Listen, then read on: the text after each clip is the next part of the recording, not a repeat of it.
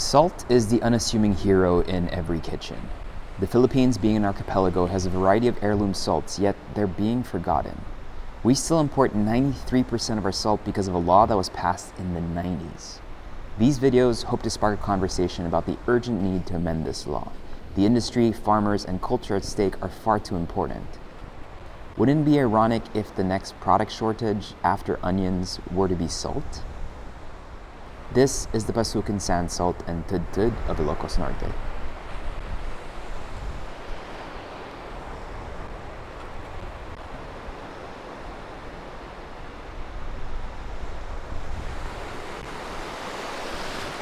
Rachel Fariñas learned how to make Pasuquin salt when she was just 7 years old.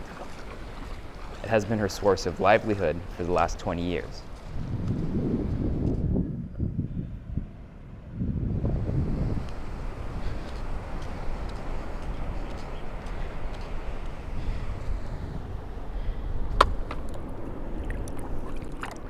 It's around 3 o'clock in the afternoon, under the scorching heat of the sun. Rachel starts to gather some sand, a step that they called pagkudkud. Rachel transfers the sand to a woven basket called bakar. She repeats the process until the bakar is filled to the brim.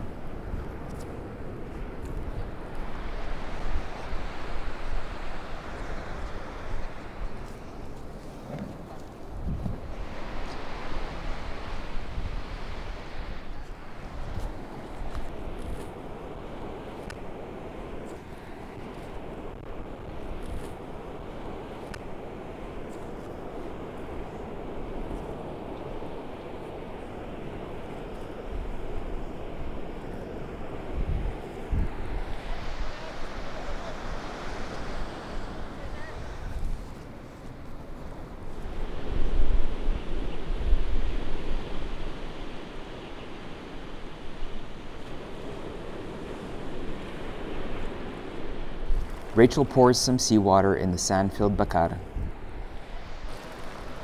Just below it, a small container catches the seawater filtered by the sand. This is the concentrated liquid which will eventually be cooked and be reduced to salt, or what they already call katas ng ASIN. Rachel shows us the patapao. It's a rock which, she says, comes from a honeybee in the mountains. Patapao is a tool that they use in determining the salinity of the seawater, or katas ng ASIN, that they have filtered.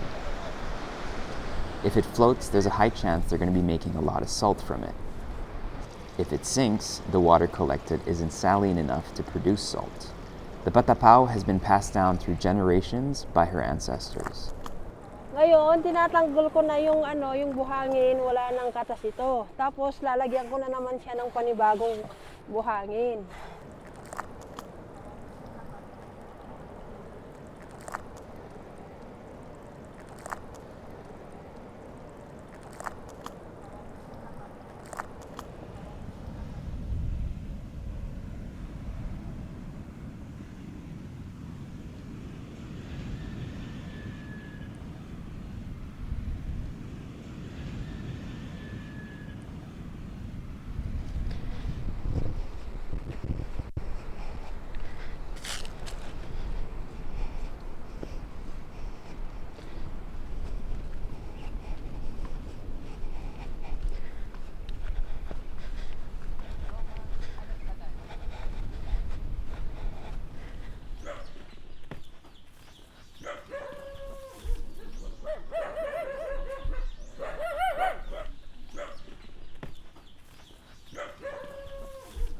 Teko ka dito, Jabalay.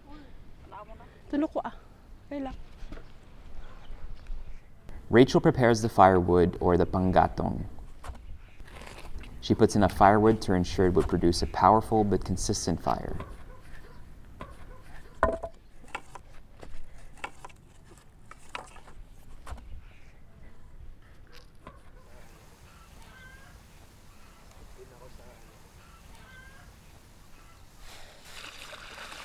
She pours in the filtered salt water.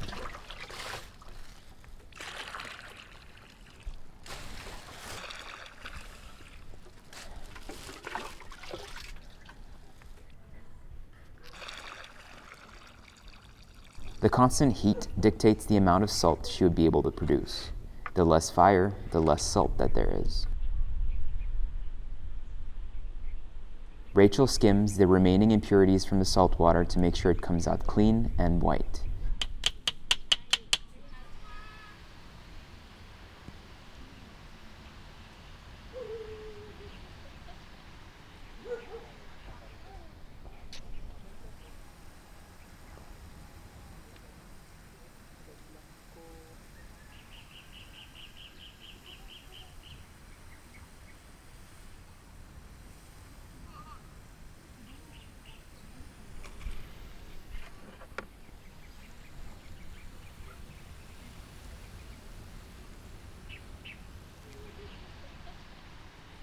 She leaves the salt water to boil, guarding the fire, for 3 additional hours.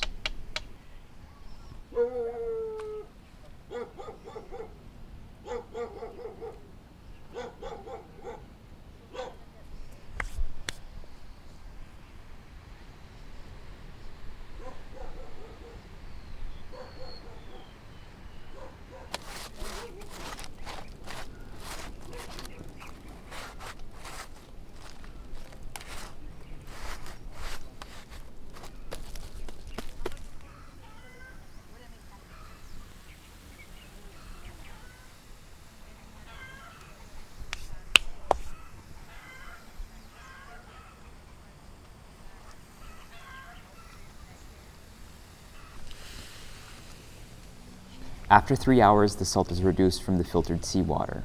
Rachel scoops the salt, places it in a basket to further dry it out.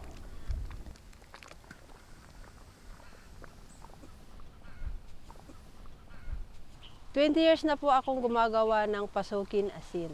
Natutunan ko tong paggawa ng asin sa mga magulang ko. Mula nung bata pa ako, sumasama na kami sa kanila sa punta sa dagat. Tapos lumalaki na kami na ang sumunod na generasyon na pumalit sa kanila. Dalawa ang asin ang nagagawa namin. Yung asin tapos yung tadtad. The drained water from this process, over a couple of salt processing cycles, about 3 months, piles into a stalagmite-like mound of salt called tadtad. The water drops, dries, and forms in the sun, and is usually ready when it's the size of an adult leg. The 3-month process gives them 2 to 3 kilos of tadtad, which they usually sell for about 1,200 pesos, or around $20 US.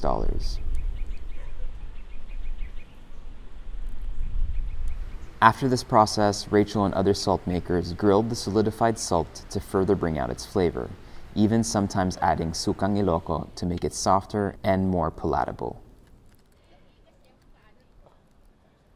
When times are hard, this salt is often consumed with rice for sustenance.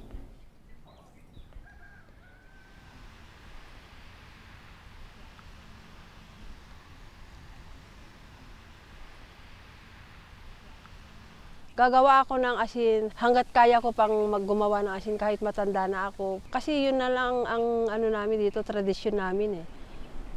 Kung hindi kami gagawa sa tradisyon namin, wala nang gumagawang iba kasi yung mga bata ngayon, puro gadget. Baka sa susunod na wala nang na paggawa ng asin dito.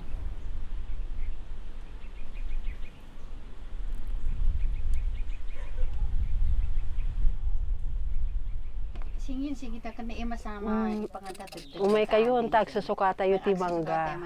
Isaw-saw tayo ti naluto nga tadtad. Ni imas dayto.